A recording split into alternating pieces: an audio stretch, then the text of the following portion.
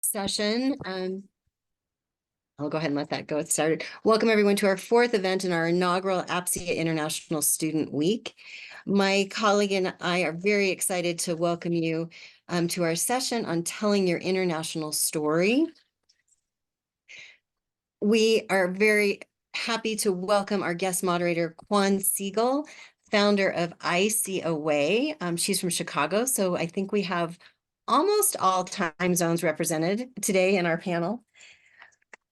Kwan is an experienced human capital consultant and career coach for international students and immigrants in the United States.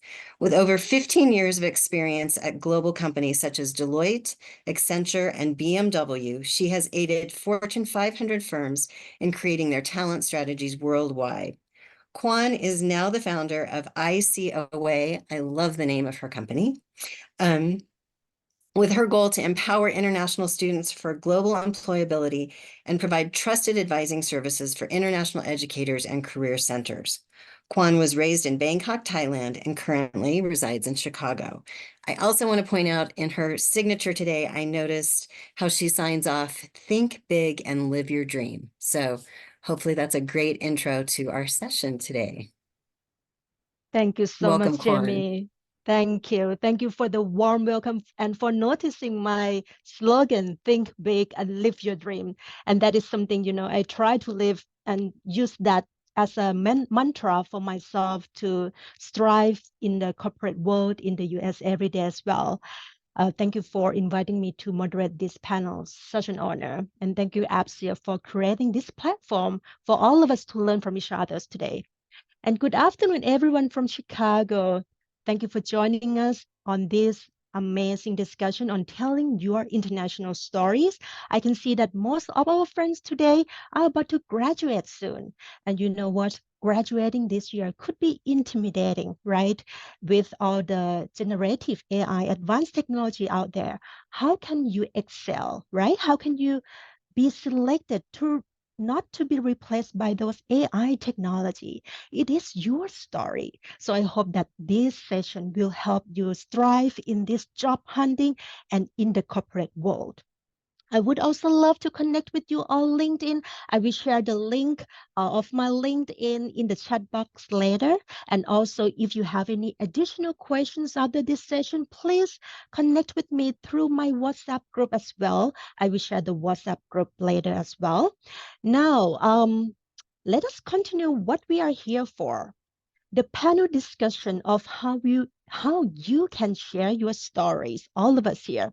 This topic is so close to my heart because coming from my culture in Thailand, I found navigating the American job market to be a transformative experience. Because in my culture, promoting oneself is not a virtue. But here in the US, we've learned that importance of striking a balance between the humility taught from our family back home and the necessity to advocate ourselves for professional success in America is so important.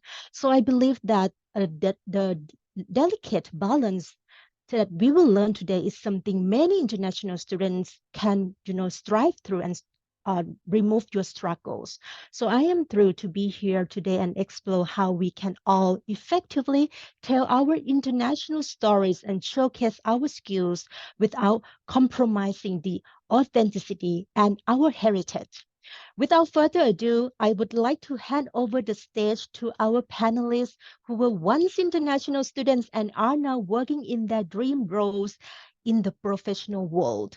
They have also prepared a slideshow. They're showing their international journey. So please allow me to share the slide very quickly here. And I would like to first welcome our first panelist, Sumanetra Ghosh. We are excited to hear about your international journey. Please, the stage is yours.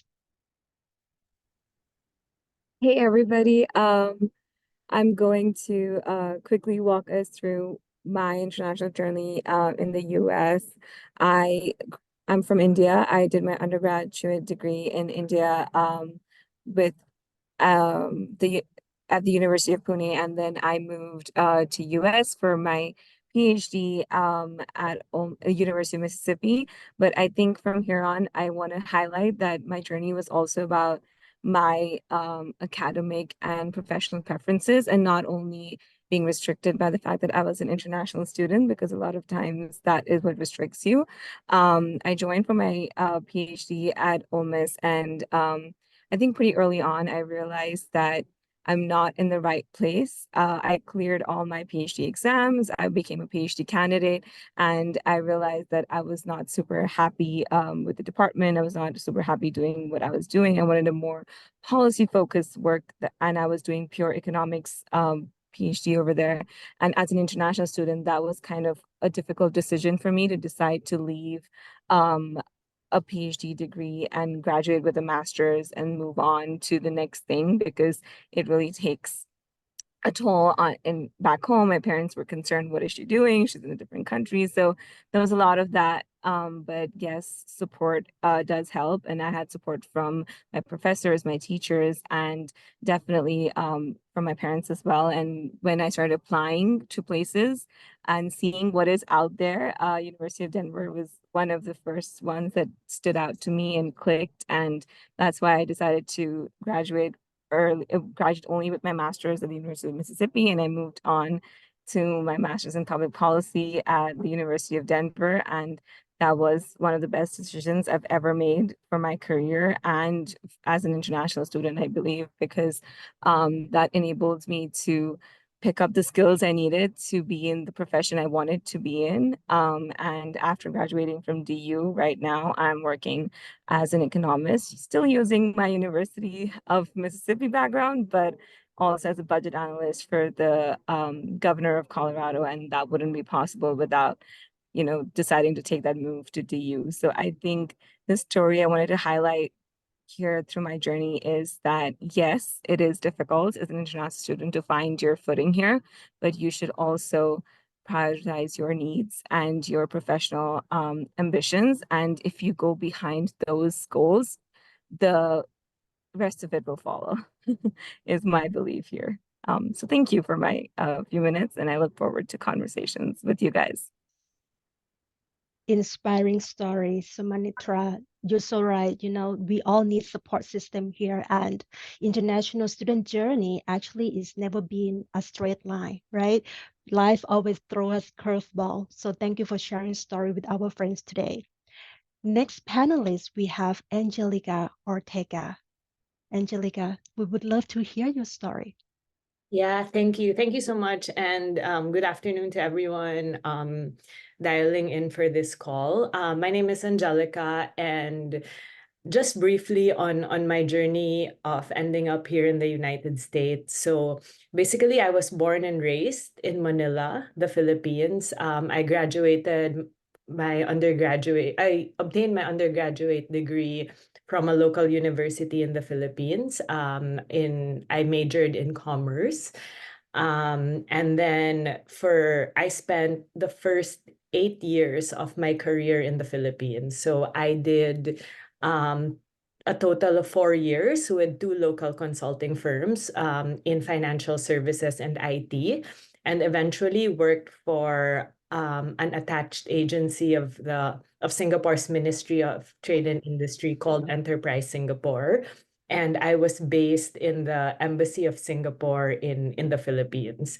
I spent most of my career there, about 6 years, 5 to 6 years, before I decided to pursue a master's degree.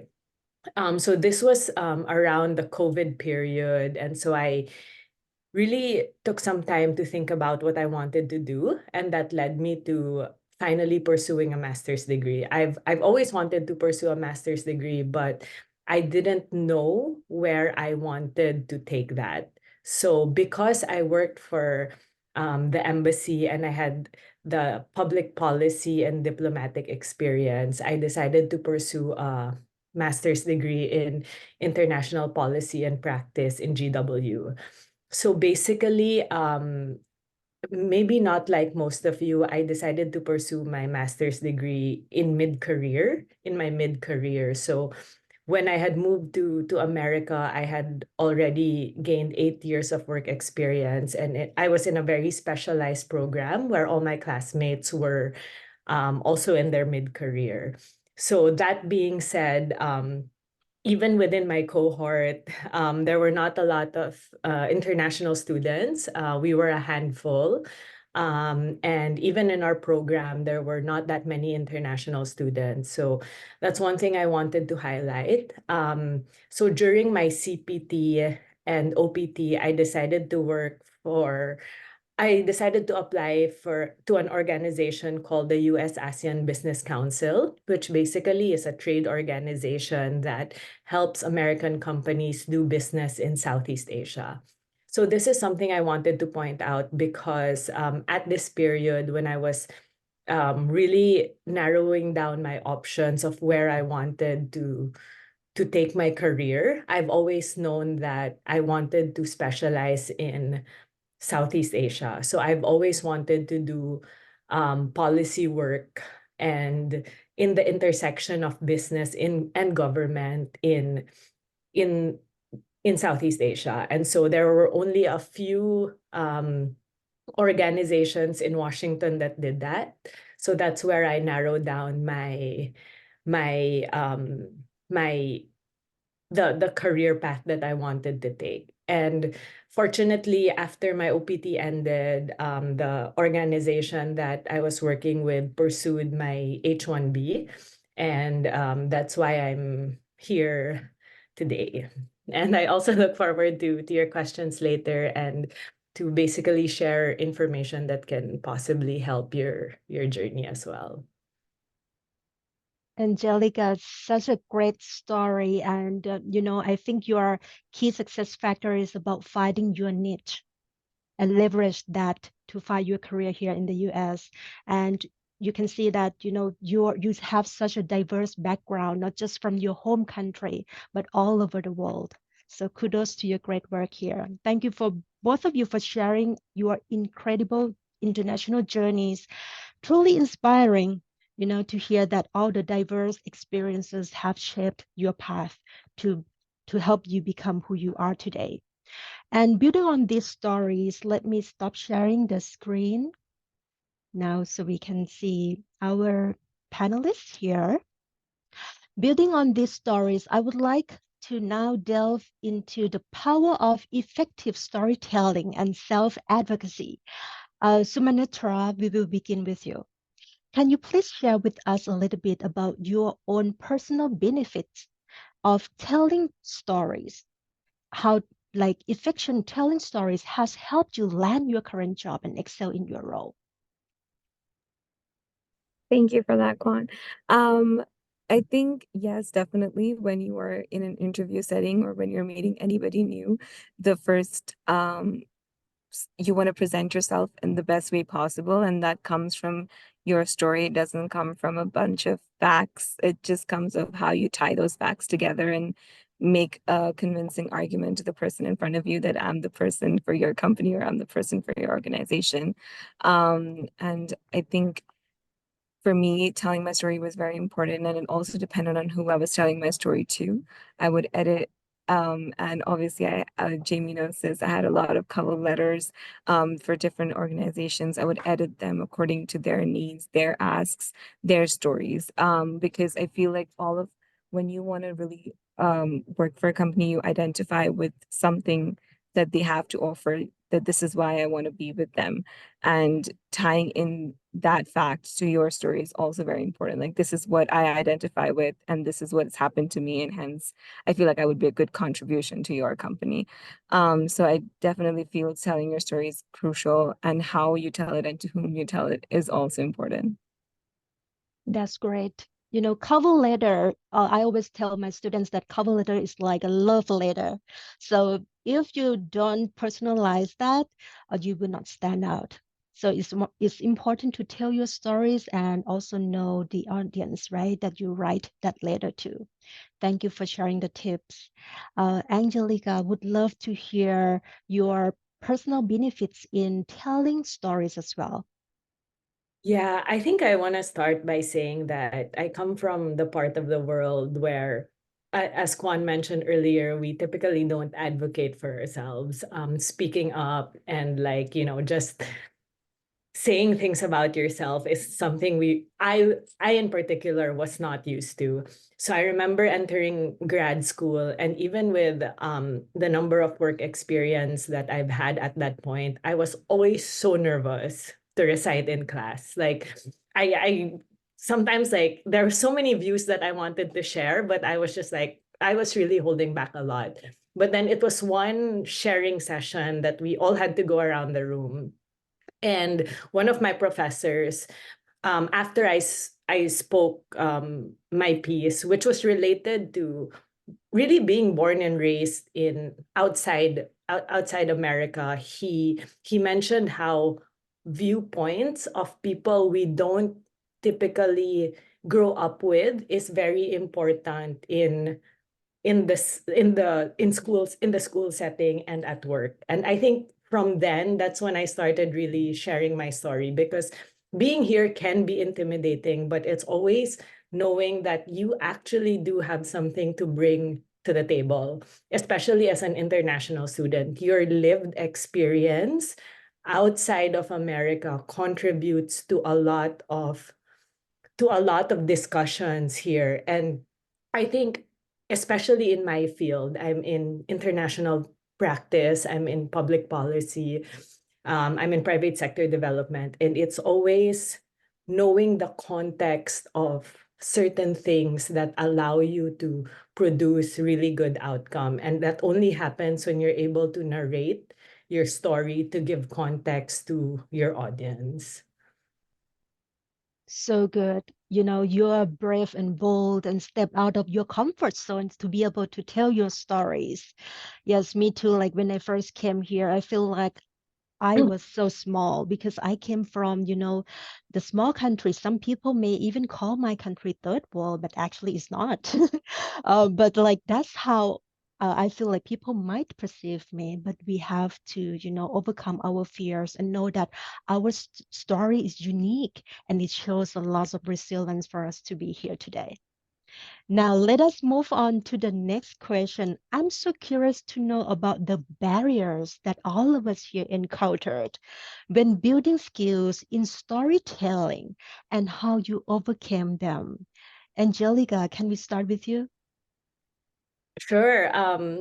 That's a really good question. I think for me, a lot of times it boils down to, like, sometimes when we communicate our story, we feel like people already know what we mean. And as an international student, that's always a challenge. And that becomes a challenge because you have to understand that, the people, let's say you're applying jobs to, or the organization that you're applying jobs to, really it I guess in both ways there's a lot of decoding in what goes in when you say something or even when you write something. So I think one barrier to storytelling that I really faced was, how do I explain myself fully based on what the other person knows? Or really, it's in one of my grad classes, we called it overcoming biases. Like, how do we communicate something with people who already have something in their heads about a certain role, about a certain nationality, or about a certain expertise? So I think that was my biggest barrier, like really being able to explain in the context of the audience. Love that. Know your audience, right? And um, when you know your audience, you be able to customize the stories to match with what they will understand. Yes. Now, so Manetra would love to hear your techniques too. Yeah, I think the biggest barrier I had when I was, and I would say this was when I was a year away from graduating, I started looking into how I wanted to build my cover letters, how I wanted to build my resume. And the biggest challenge I encountered then was, how do I stand out? Like, how, aside from being an international student, that's not what I mean, of course, I want to stand out for my culture and my heritage, but I don't want to stand out in a negative way, which unfortunately a lot of organizations see that as a handicap, that, oh, I need to look at the paperwork and the visa work. So I wanted to see, like, how do I stand out as a candidate, and based on my skills. And that was essential in me realizing that, okay, these are the kind of jobs that I will stand out for, versus these are the kind of jobs that I will stand out for maybe in a few years.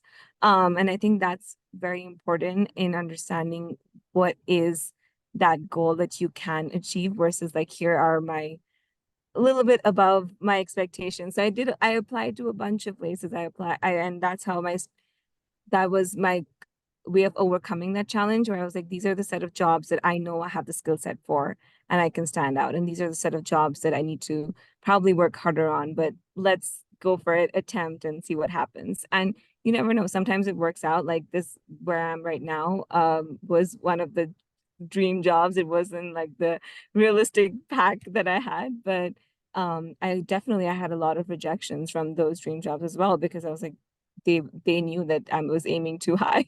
So I think it's important to understand, in this space I will stand out and I have a better chance, versus this space I might be losing out on.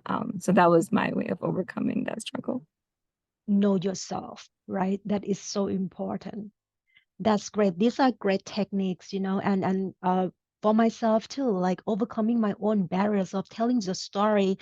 I can maybe categorize the barriers into three things. First of all, is cultural barriers, right? Understand what are the differences between our home country culture and American culture, and how we can adapt it to match with, to feel like we're not too much of, getting being fake, right? Staying authentic by knowing who we are.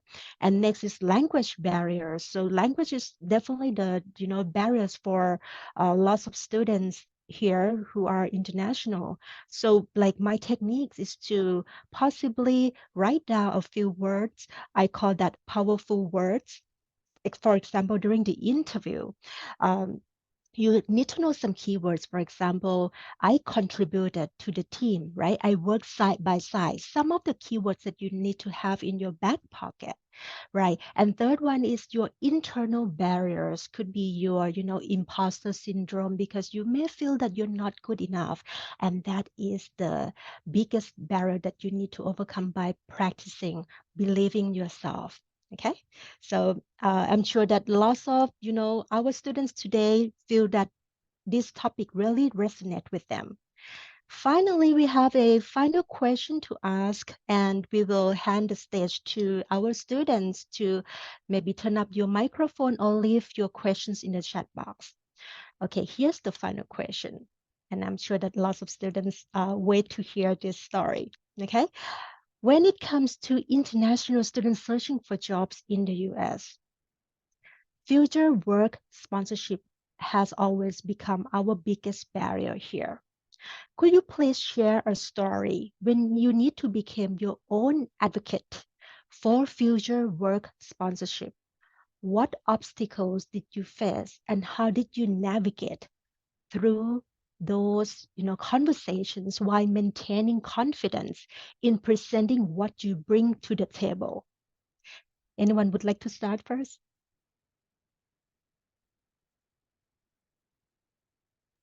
Whatever, Angelica, do you want me to? Okay. Um, I'm trying to remember the entire question, but yes, definitely when I think if I start from the applying for job stage, like in my interviews, my first rounds or my second rounds, of course, when they get your resume, they can tell that you've done some part of your education or some part of your career from outside the US. That gives them a hint that you're probably an international candidate who's applying for the job. So when I go into my first or second interview, I do not really bring up that I need a work visa or like this is what I need in a few years. I kind of set my first impressions based on my resume, my skills, my experience. And then once the conversation has proceeded and I've gotten job offers or like we're in that final stage is when I do communicate with them that this is my need, or like this is something that we would have to consider. I'm on my OPT, transitioning to my H-1B, my work permit. All of those conversations that's usually the time when I have that conversation. So for me, yes, number one is honesty. You need to be open and transparent. There is nothing good out of like we'll delay this out for another day and then coming back to them when it's H-1B season and they have no idea what you're talking about. So I think transparency and honesty from the get-go is definitely one thing that I adopted for myself personally. And the other challenge is a lot of times, I think because there is a financial aspect to getting our paperwork files, getting the immigration lawyers on board, all of that does require the company to shell out some money, or the organization, whoever you're hired with. For me, it was important to tell them in advance that this is happening. Like for the March lottery, suppose I'm from October or September, I started having conversations. They are aware. So I think that's important, just to let them know in advance and also let them know honestly. And those things have worked for me. Thank you. Great. But what I also catch from this story is that, you just don't like come out and show that and tell them that I need work sponsorship, right? First, you show your value. You show your value first, show what you bring to the table first, and then be transparent about your status. And again, for international students, you don't need sponsorship right away. You can work on your CPT, on your OPT without asking for sponsorship right away. Great. Thank you so much for sharing the story and background information here. Angelica, would love to hear your techniques and your experience too. Yeah, no, I think I agree with a lot of what Sumanetra highlighted earlier. I think for in relation to my story, if I were to answer this question in relation to my story, and I also allude to what Simonetta mentioned earlier, where she really focused on her skills. You really have to, your mindset has to involve what you bring to the table all the time. Like I know the first step is really accepting that as international students, there is a barrier to being able to stay here longer after our education in America. So one is that, and I think that's the acceptance of that helps you understand that it's the rejection is not a you thing. It's this like it's the system. Like some companies, because it involves a financial aspect, find it difficult to sponsor very talented international students. And I think that was the first part of my journey where I accepted that, if I meant to stay here, then of course things will fall into place. But also I was ready to look for opportunities elsewhere, whether it be in another country or back home, leveraging on the niche that I had. So I think that's one thing. Second is, as Sumanetra mentioned, honesty. So as I went into applications, I was honest about, the need for sponsorship in the future. And I guess I in my part, like if you end up focusing on your strengths and what you bring to the table, that niche or will eventually find you and make you the best candidate for the position. So in my case, when I was talking to the organizers earlier or before this, I mentioned how a lot of what happened to me was timing.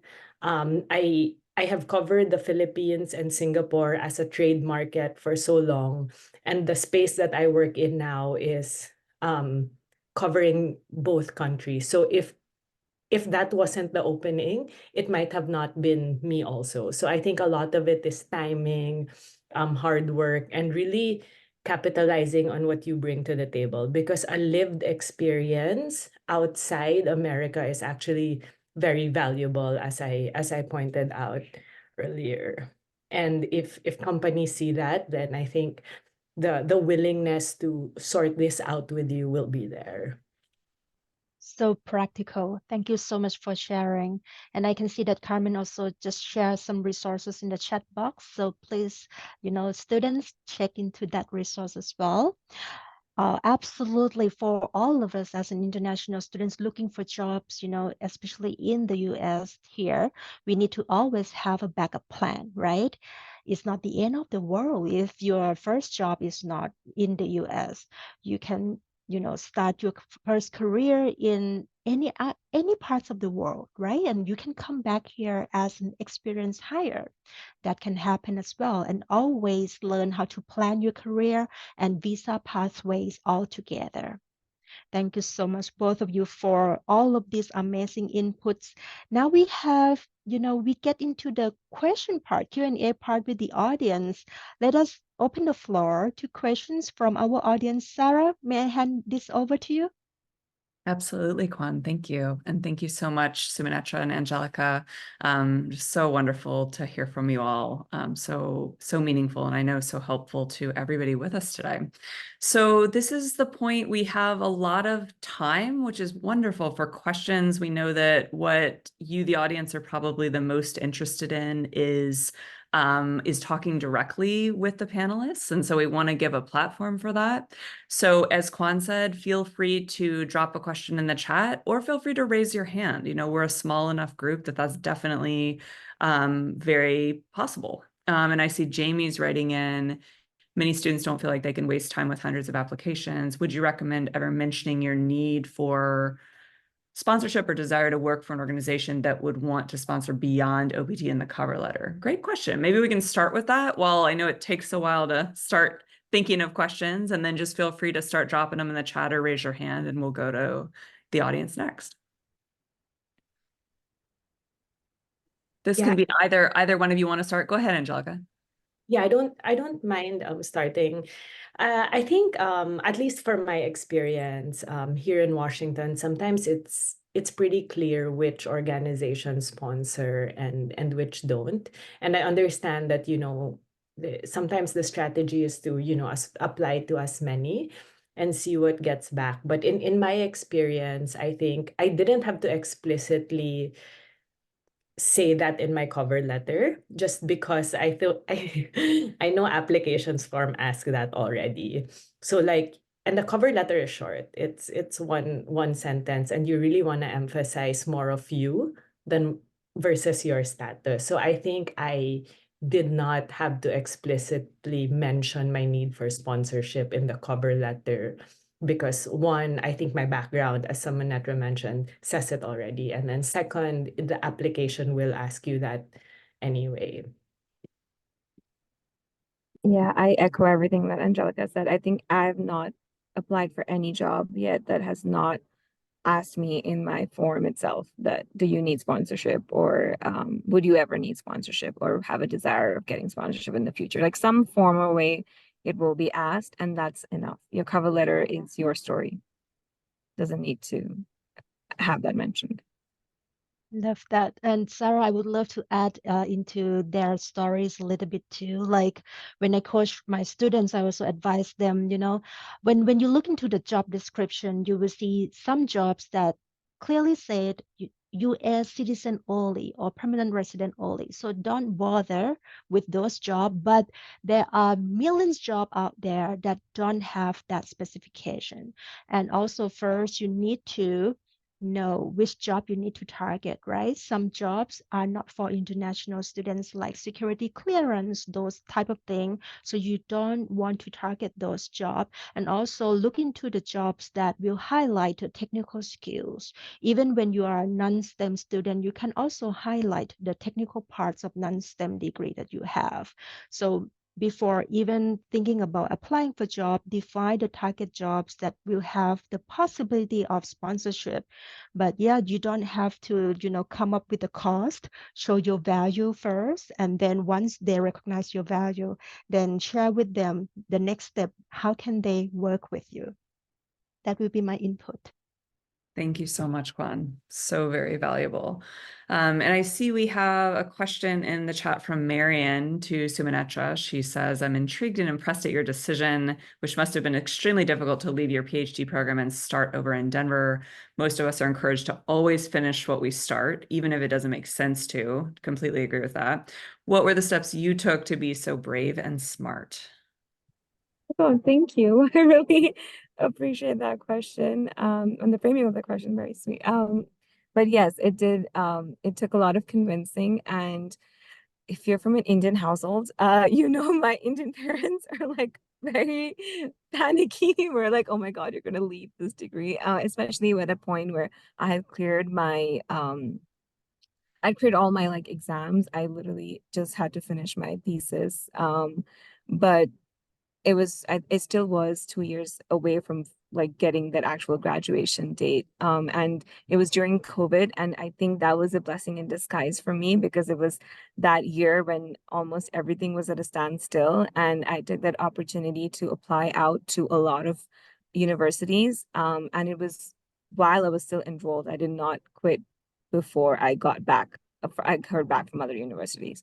And I applied to a bunch of universities. I heard back, and when I started seeing the responses and seeing that this is a possibility for me, this is what I wanted to do, and also financially that this works out, lots of considerations, lots of planning. And that's when I knew for sure, when I accepted DU, when I got everything processed. And that's when I told my advisor that I'm going to just leave with my master's, and it was fine.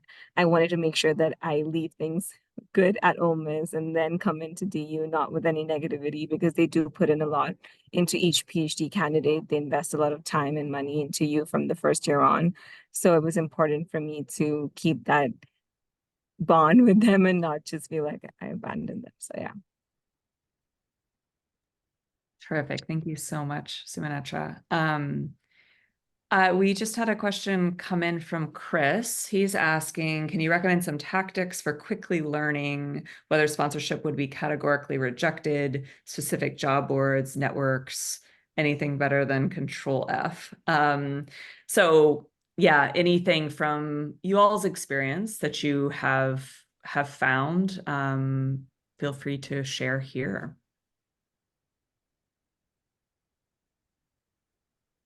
Anybody want to start with this one?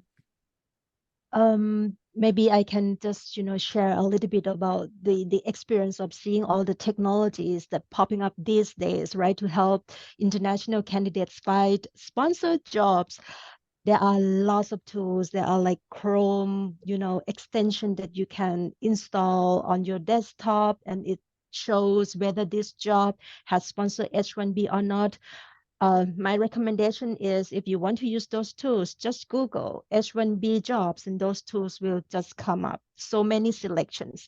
But one thing, none of the students that I have coached, I don't think that the reason that they landed job that finally sponsored them coming from using those tools.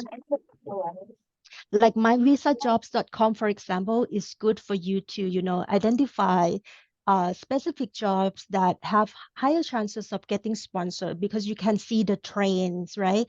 How American employers used to sponsor in the past. You can see if your target job, you have a chance of getting sponsored or not. So you can use those tools like myvisajobs.com and all that stuff to do some research initially, but don't rely on those tools 100%, because HR policies keep changing. Companies that used to sponsor, there's no guarantee that they will sponsor again. And companies that sponsor one position will not sponsor all positions. So first of all, use those tools as a research to define your career goal, and then don't rely on them. Rely on connecting with people, building relationships. That would be my thoughts now. I love to hear our panelists about your hands-on experience on this thing. I'll just go really quickly, and I agree with Kwan about like there's no set rule of whether a company sponsors or not. And one day and I agree with what she said, that things change so rapidly. I don't know if this is a geographic thing, but here in Washington, D.C., or here in D.C., a lot of it is really networking. So I mentioned this in the other GW panel that I spoke to, that a tip here in DC is really broadening your network and speaking to people inside that company who can tell you, one, whether, because sometimes, one, the job description may not be posted, or the reverse can be true, that the job description is there, but there's actually someone they are already considering for that role. Which can be very frustrating, right? But once you know people in the company, and you network, they'll be able to tell you the more real openings or status of things within that company, and they can even tell you whether they sponsor or not. So a lot of it is really, speaking to people. Here in Washington, coffee chats are very normal. So if that's normal in where you are, like, don't be scared to do that and to reach out and to listen to more stories. Thank you so much, Angelica. Suminetra, anything to add there? I think I agree with Angelica a little bit, where like even where I'm currently, a lot of it is making connections. And I think internships also play into a little bit with this, where if you feel like in America you're having a problem with convincing people that your experience holds up, or like it's worth it, maybe start with an internship that shows your skill set. Maybe not, it might not be the best pay or might not be the best security, but it actually gets a stepping stone like in the right direction. And then follow up after that. I feel like in those kind of temporary positions might help in securing something positive. So helpful. Absolutely. Thank you so much, Suminetra. I see we have a question from Ronnie in the chat. And Carmen also just dropped in on this point of networking. We're having a session tomorrow on this, so please join us tomorrow at 3 p.m. Eastern time for this, and broaden your network, connect with folks as well. But to Ronnie's question, he's saying they have over 10 years work experience in African finance, but trouble receiving positive feedback for jobs that require deep experience in the region, but is seeing American colleagues who just had a 2-month summer internship in Africa getting called for interviews, which sounds very frustrating.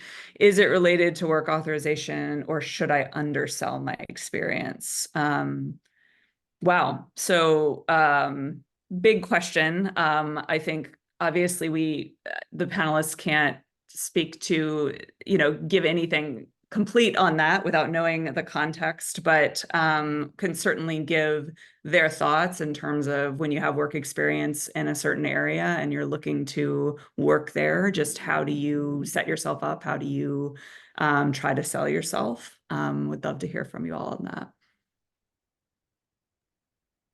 that. If my co-panelists don't mind, I'll give this a go, because I think I can relate a lot to it. I moved here with 8 years of work experience. So when I was looking for a job in America, I was already 9 years off my undergraduate. So I think I just want to share that I guess in my cohort, we were all 8 years plus work experience, and many of us who are international students actually did land a job in America. So I think underselling would not be it, but willing to start from a level that's not where you were when you left the country might be better. The case whereby maybe they have chosen someone who did a 2-month internship in Africa. And Sarah is right, without context, we might not be able to address if that's the case. But it could be. However, I think there are jobs out there who are really looking for deeper engagements in that geographic location that you might be specializing in. So my suggestion, just to answer your question straightforwardly, is do not undersell your experience.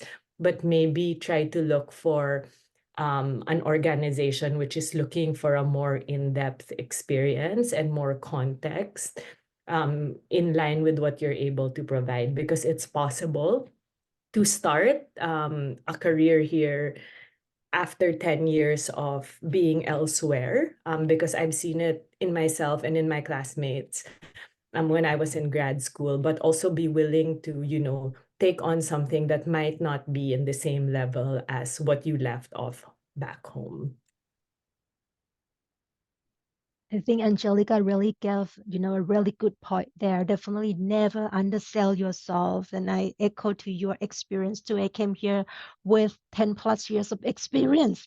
Sorry, I'm losing my voice. 10 plus years of experience back home in Thailand. Absolutely. First, I felt a little bit inferior because all of my experience are in Asia market, right? And one biggest mistake that I make was that I put all the experience on the resume without trying to think about what should be my brand. So one thing about, American work culture, less is more. They love to see something that's super compelling, straight to the point, concise. So one thing that maybe you can start doing is look into your resume. Maybe you can share your resume with your career counselor or your friend and ask them, when you see this resume, give me top 3 skills that I have. Okay, if those top 3 skills resonates with what the job is requiring, then your resume definitely, meet the criteria. And another thing is, I also would like you to look into the language that you use on the resume too, because sometimes we might have used too much of the technical terms. When I say technical terms, I mean jargons that's very specific to the companies that we used to work for back home. Here, they may use a different type of terms. So use some kind of neutral, language that American companies here understand. I think you have great skills, great experience, and there will be millions of jobs, waiting for you. Hang in there. So valuable, Kwan. Thank you so much for naming all of that. Sumanetra, anything to add here? Not really. I think Angelica and Kwan covered everything, and I agree with Angelica on that. Where I have seen, for me, I was a little lucky because I probably I graduated and then I started like a job, so it's different. But yes, I have friends who also have amazing experiences and amazing qualifications back home, and they did compromise a little bit on where they started with and the positions they applied to. And eventually they are where they want to be. So if it's a compromise for a year or so, I think it's worth it if it gets you to that ultimate goal. Absolutely. Thank you so much, Sumanetra. Just one thing, but never undersell yourself. Yes, hearing that loud and clear from all three of you. Thank you so much for reiterating that.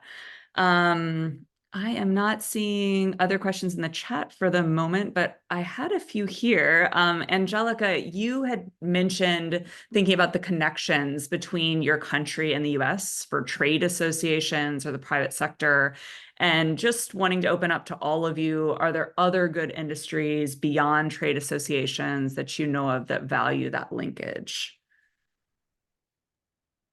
I think, speaking speaking based on what I see on the ground, any industry would value local experience. One, because a lot of industries, or let's say a lot of multinational companies, do have operations in other parts of the world where they need, where they need knowledge of those markets. So any industry you go to, major multinational companies will need people who understand the context of a certain market, and they can be housed in their HQs in America. So that's one. Another is even nonprofit organizations that do work outside of of America, they also value local context and all of that. So international financial institutions, let's say like the World Bank, IMF, IFC, all of these are all of these uh,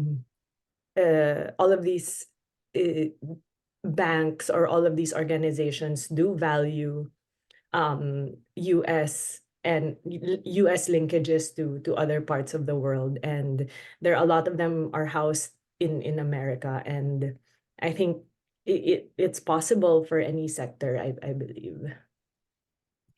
And sorry, one last thing, even startups who want to expand to a certain region will need local context. So I think that's what I can think of right That's now. terrific, Angelica. That's a really great point. Kwan, Suminetra, anything on your minds that you'd like to add there? Suminetra, would you like to share? I think Angelica covered everything that I could think of with the international organizations and the startups. Those are the two that did stick out to me. And even because we're in Colorado here, even within Colorado, I know a lot of the local and multinational tech companies that are opening up here, they have their counter offices back in Asian countries, and they are looking for that kind of ground experience. It's not just limited to our policy kind of international relations space world, but it's also in the tech and IT world that I see happening more and more each day. So yeah, same options. Great resources. And, for me, as a professional coming from Asian culture, I'm also a part of Ascent Leadership, which I get to network with people that share the same heritage. And you can look for, lots of international community here in the US, Hispanic, Asian, and many more. Look into joining those professional organizations as a student, because the fees as a student is like 300 times less. It's like $20, but when you become the professional, it's $100 and more. So take advantage as a student, enjoy those organizations. Thank you so much to all of you. This has flown by. Really appreciate these such thoughtful insights from our panelists. Angelica, Suminetra, we really can't thank you enough. I'm busy over here just taking a ton of notes because these are so helpful to share back with students. And I know everybody here today has really appreciated them. Kwan, thank you so much for the thoughtful moderation. Jamie, for all of your organizing. Carmen, for all of your help. And we would love to, we're always looking to improve what we offer. And so we're going to throw a 2-question poll on the screen. Please take it before you sign off today. And Kwan has also put her LinkedIn in the chat. Please take advantage of that wonderful offer. And just thank you all so much for joining us today. And you can find the recording on the APSIA YouTube that Carmen had shared at the beginning of the chat. Carmen, can you share it one more time if people are just joining now? There it is. All right. Thank you all so much. We really appreciate it.